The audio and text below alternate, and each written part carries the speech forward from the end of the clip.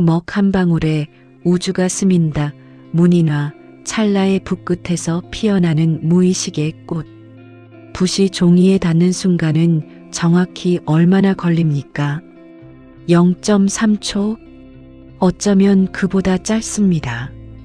매화 꽃잎 하나를 찍는 시간, 까지 하나를 긋는 시간, 먹이 화선지에 스미기 시작하여 번짐이 멈추는 그 찰나, 우리가 눈을 한번 깜빡이는 사이에 문인화의 한 획은 이미 완성되어 있습니다. 그런데 기이한 일이 있습니다. 그 0.3초 안에 수십 년의 수련이 담겨 있습니다. 그 0.3초 안에 한 인간의 인격 전체가 드러납니다. 그 0.3초 안에 의식이 미처 개입하기도 전에 무의식의 가장 깊은 층위에서 솟아오른 무언가가 붓을 타고 흘러나옵니다. 서양의 어떤 예술 형식에서도 이토록 짧은 순간에 이토록 많은 것이 드러나는 경우는 없습니다. 유화는 수정할 수 있습니다. 조각은 깎아낼 수 있습니다. 그러나 문인화의 한 획은 한 번 그으면 끝입니다. 되돌릴 수 없습니다. 덧칠할 수 없습니다. 감출 수 없습니다. 바로 이 되돌릴 수 없음이 문인화를 인간 무의식의 가장 정직한 기록으로 만듭니다. 화선지 위의 먹 자국은 거짓말을 하지 못합니다. 손이 떨렸다면 떨린 대로, 기운이 막혔다면 막힌 대로, 호흡이 거칠었다면 거친 대로 모든 것이 그대로 드러납니다. 마치 심전도 그래프가 심장의 미세한 떨림까지 기록하듯 화선지 위에서는 그것을 그은 인간의 정신 상태를 낱낱이 기록합니다. 의식이 통제할 수 있는 영역을 넘어서 무의식의 떨림까지. 동양의 옛 화론가들은 이것을 알고 있었습니다. 그래서 그들은 말했습니다. 그림을 보면 그 사람을 안다. 기법의 문제가 아닙니다. 기교의 문제가 아닙니다. 한 획의 선 안에 그 사람의 품성이, 수양이, 기질이, 심지어 그날의 정신 상태까지 담긴다는 뜻입니다. 서양 미학의 전통에서 예술은 오랫동안 재현의 문제였습니다. 대상을 얼마나 정확히 모사하느냐, 이상적 아름다움을 얼마나 완벽히 구현하느냐. 그러나 문인화는 처음부터 다른 질문을 던졌습니다. 대상을 그리는 것이 아닙니다. 대상을 통해 드러나는 정신의 울림을 그리는 것입니다. 매화를 그리되 매화의 형태가 아니라 매화의 기운을 그리는 것입니다. 그리고 그 기운은 매화에 있는 것이 아니라 매화를 바라보는 인간의 무의식 깊은 곳에서 매화와 공명하는 그 무엇입니다. 이것은 단순한 동양적 신비주의가 아닙니다. 이것은 인간과 자연, 의식과 무의식, 주체와 객체의 관계에 대한 가장 근원적인 철학적 통찰입니다. 그리고 그 통찰이 가장 순수하게 실현되는 순간이 붓이 종이에 닿는 바로 그 찰나입니다. 오늘 우리는 그 찰나 속으로 들어가 보려 합니다.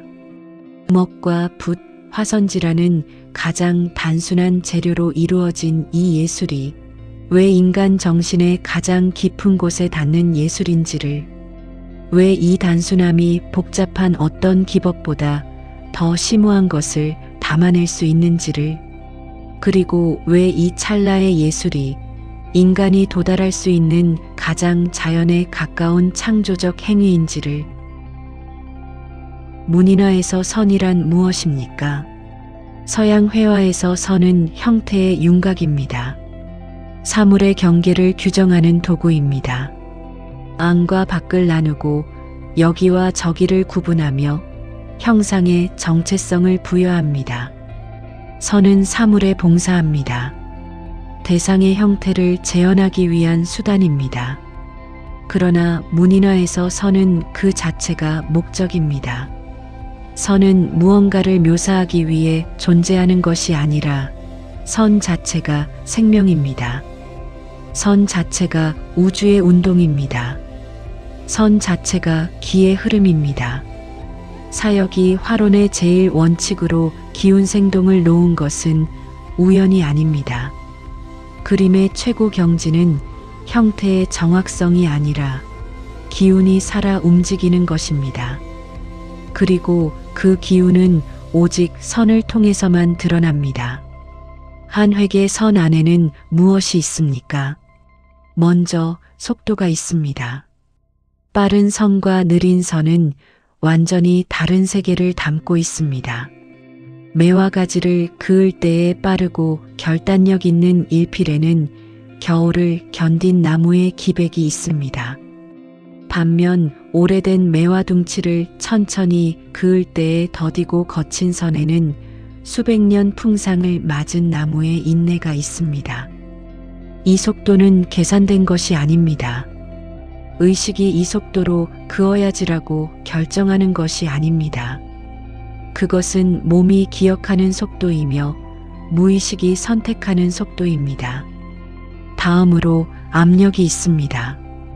붓이 종이를 누르는 힘, 거의 닿을 듯 말 듯 스치는 가벼운 터치에서부터 종이를 뚫을 듯 내리누르는 묵직한 압력까지 일정한 힘으로 처음부터 끝까지 관통하는 선이 있습니다.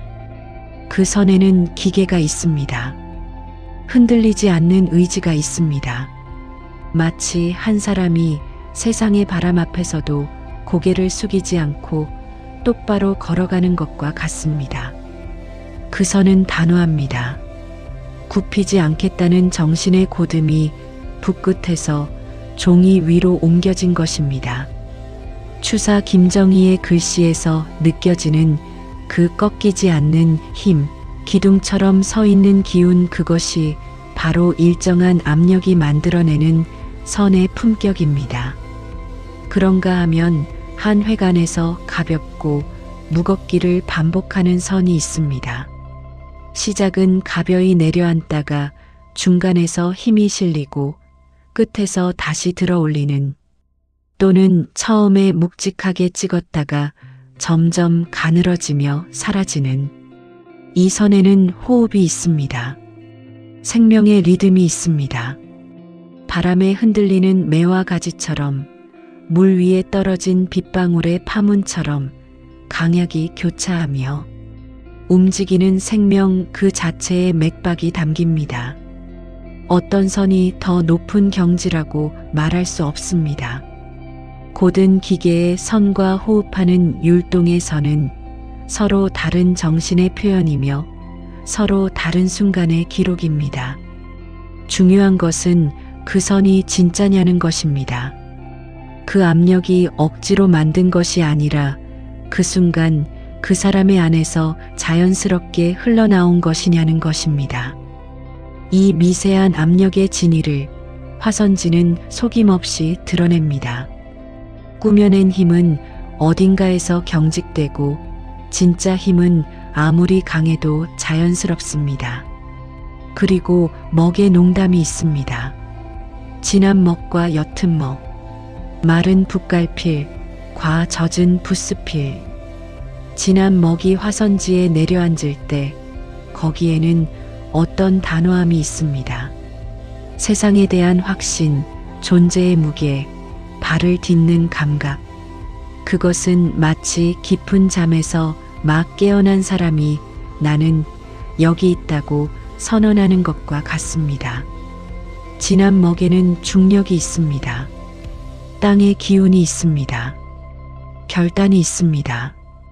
반면 옅은 먹이 번져갈 때 그 경계는 이미 흐려지고 있습니다. 어디까지가 먹이고 어디서부터 종이인지 분간할 수 없는 그 경계의 해체, 그것은 꿈에서 깨기 직전의 감각과 닮아 있습니다.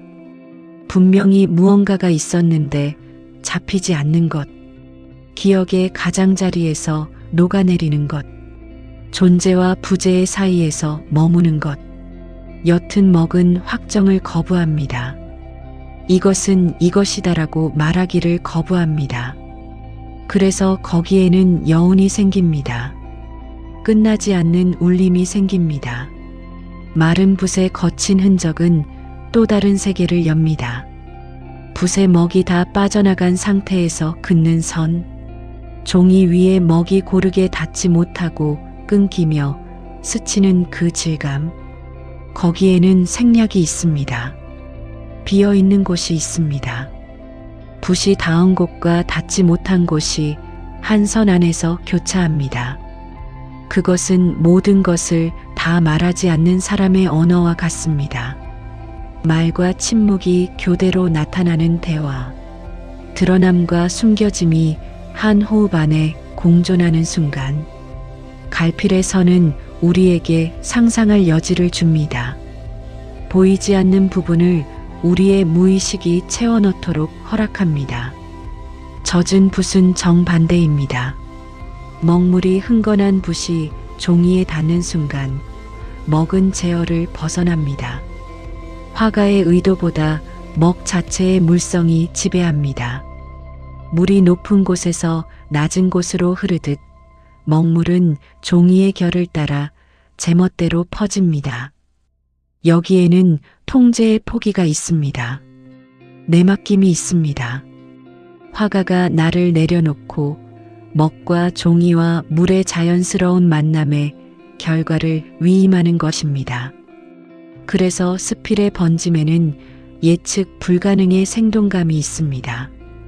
계획되지 않았기에 오히려 살아있는 것처럼 느껴지는 에너지가, 이 네 가지 진함과 옅음, 마름과 젖음은 단순한 기법적 선택지가 아닙니다. 이것은 존재의 네 가지 양태입니다. 확신과 모호함, 절제와 방임, 인간 정신이 세계와 관계 맺는 네 가지 방식입니다.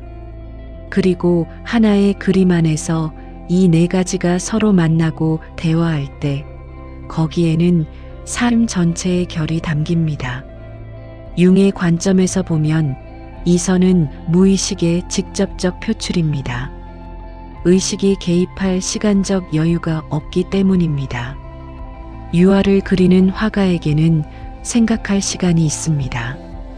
붓을 들고 색을 섞고 어디에 놓을지 판단하고 마음에 들지 않으면 긁어내고 다시 칠합니다. 그 모든 과정에서 의식은 작동합니다. 검열하고 수정하고 통제합니다. 그러나 문인화에서는 그럴 수 없습니다. 붓이 종이에 닿는 순간 의식의 검열은 이미 늦습니다. 먹은 이미 스며들기 시작했습니다. 번짐은 이미 시작되었습니다. 되돌릴 수 없습니다. 그러므로 그 선을 결정하는 것은 의식이 아니라 의식 아래의 것, 수십 년간 축적된 신체적 기억, 호흡의 리듬, 그 순간의 정신 상태, 그리고 무의식 깊은 곳에서 올라오는 형상에 대한 직관입니다. 장자는 포정애호의 고사에서 이것을 이야기했습니다. 소를 잡는 백정포정은 더 이상 눈으로 소를 보지 않습니다. 그의 칼은 뼈와 살 사이의 빈 곳을 따라 저절로 움직입니다. 감각을 넘어선 신의 경지, 의식적 판단을 넘어선 몸 전체가 하나의 알미 된 상태, 문인화의 최고 경지도 이와 같습니다. 더 이상 의식이 붓을 통제하지 않습니다. 붓이 스스로 움직입니다. 아니, 더 정확히 말하면 무의식이 붓을 통해 스스로를 드러냅니다. 이것이 서예와 문인화에서 말하는 무심의 경지입니다. 마음이 없다는 뜻이 아닙니다. 의식적 마음, 계산하는 마음, 통제하려는 마음이 비워진 상태입니다. 그 빈자리를 무의식의 흐름이 채웁니다. 집단 무의식의 원형적 에너지가 개인의 신체를 통로 삼아 붓끝으로 흘러나옵니다. 그것이 선이 됩니다. 그래서 그 선에는 한 개인을 넘어서는 무엇이 깃들어 있습니다. 수천 년의 시간이, 자연의 리듬이, 생명의 호흡이. 여기서 우리는 문인화의 가장 놀라운 비밀과 만납니다. 문인화가 그리는 것은 자연입니다. 산수, 매화, 난초, 국화, 소나무, 바위, 물. 그런데 문인화가 그리는 자연은 눈에 보이는 자연이 아닙니다. 눈에 보이는 매화를 정확히 재현하는 것이라면 사진이 훨씬 나을 것입니다.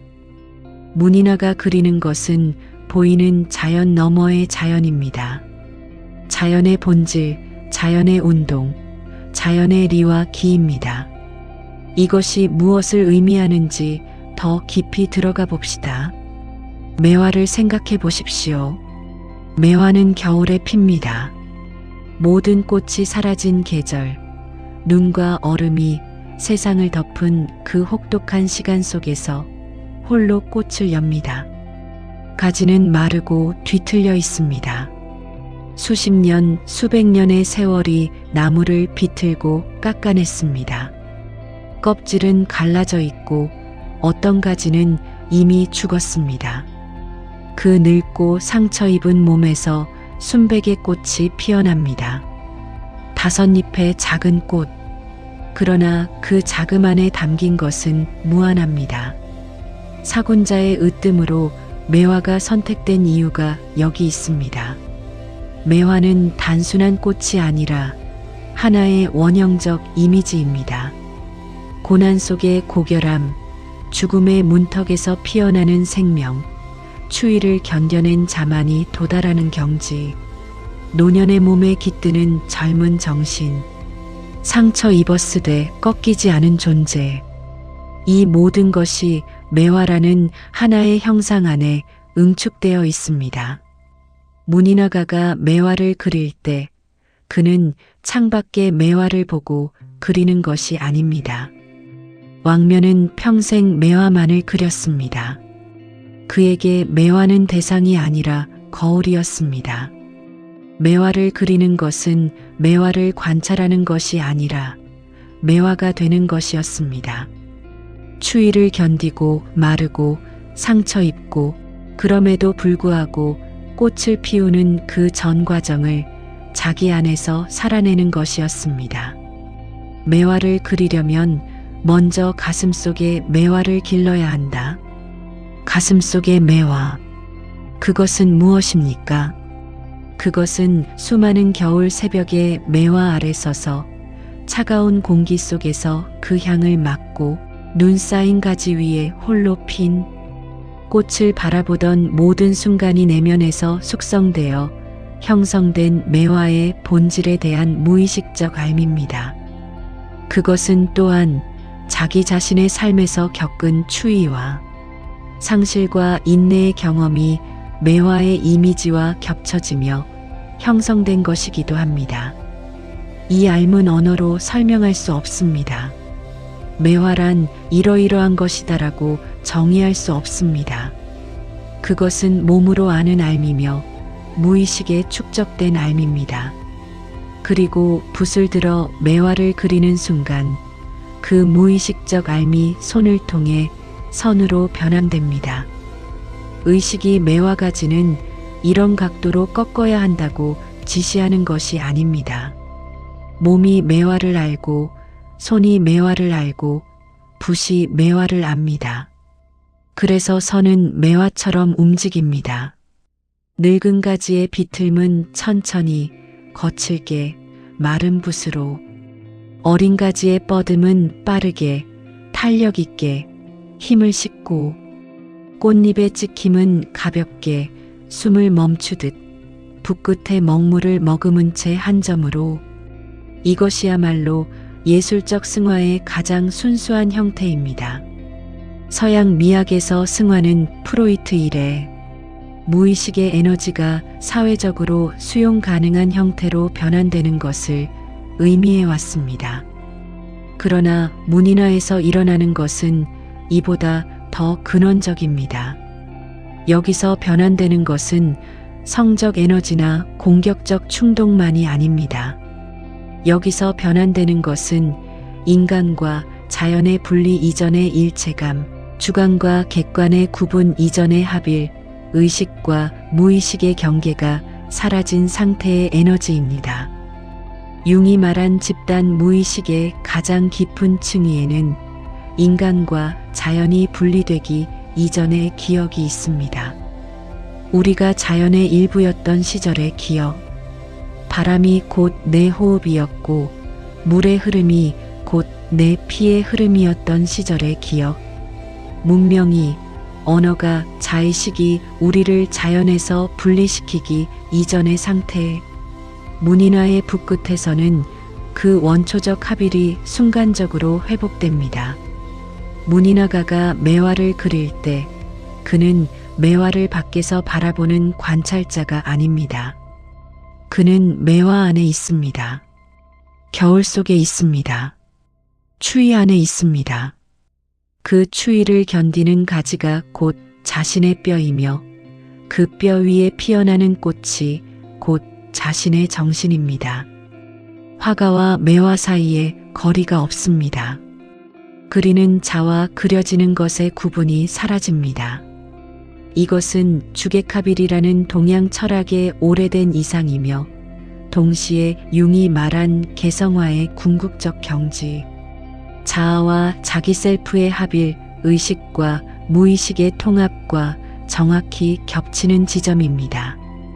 그리고 이 합일이 가장 집약적으로 실현되는 순간이 바로 붓이 종이에 닿는 그 찰나입니다.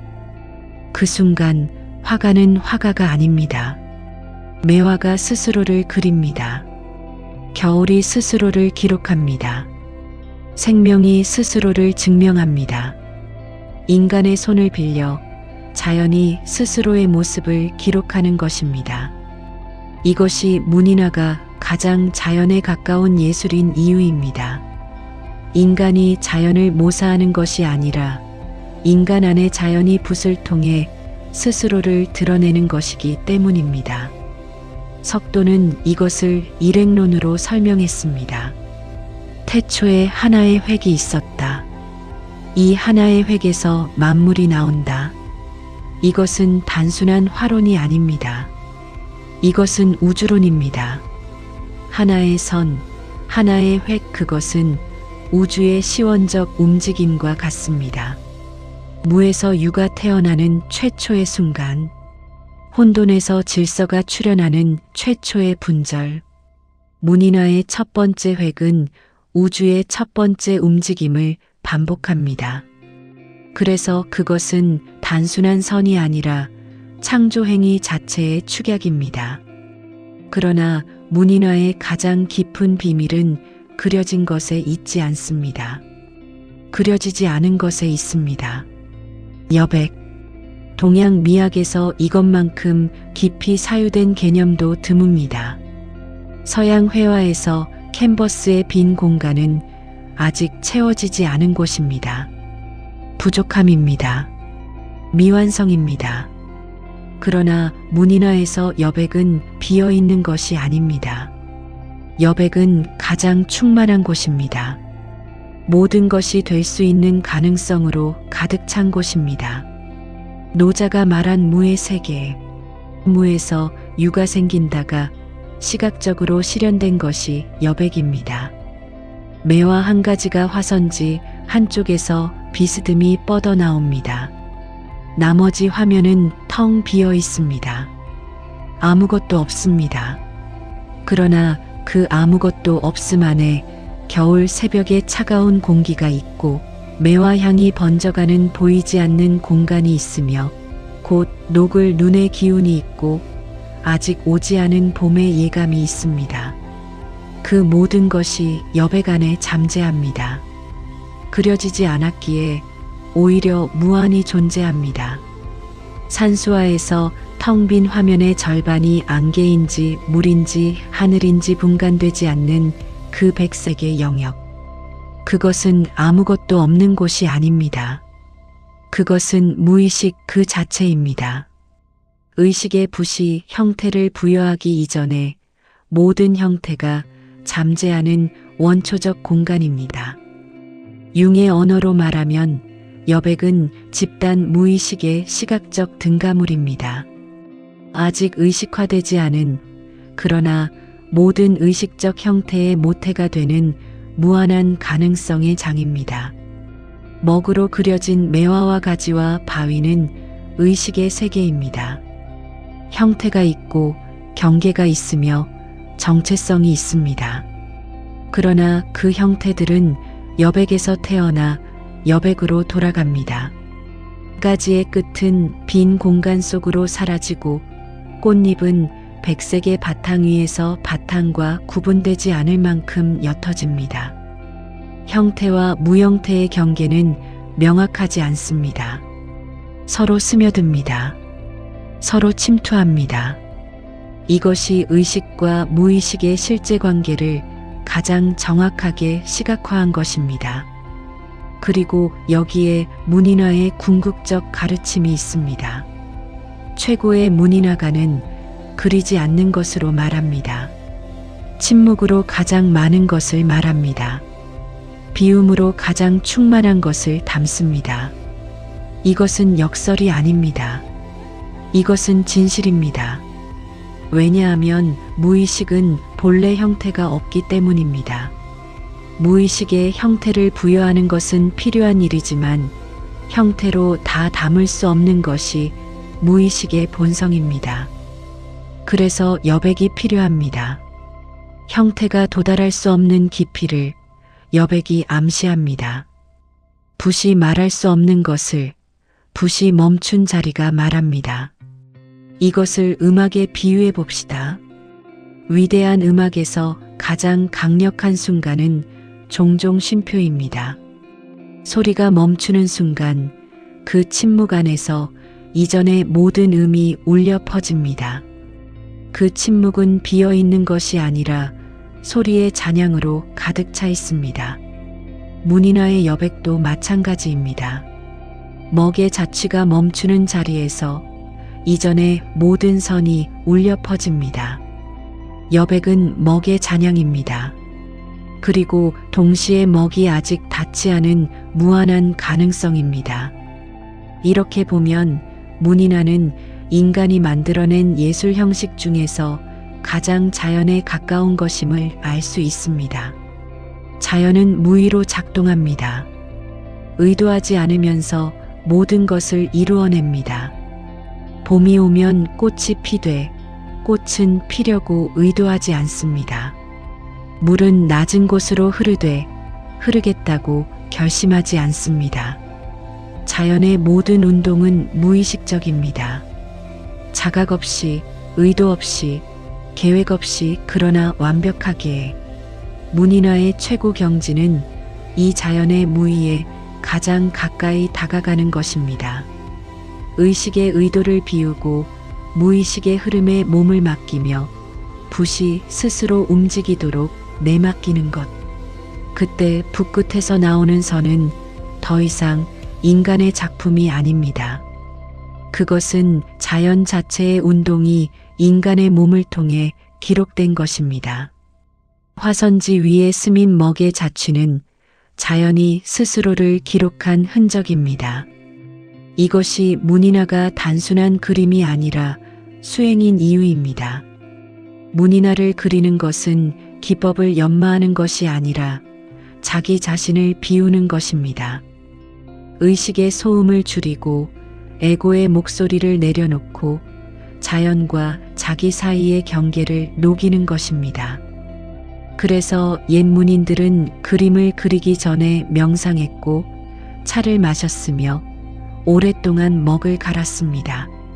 먹을 가는 시간은 먹을 준비하는 시간이면서 동시에 마음을 준비하는 시간이었습니다. 먹물이 검어질수록 마음은 맑아져야 합니다. 먹이 충분히 갈리면 마음도 충분히 비워집니다.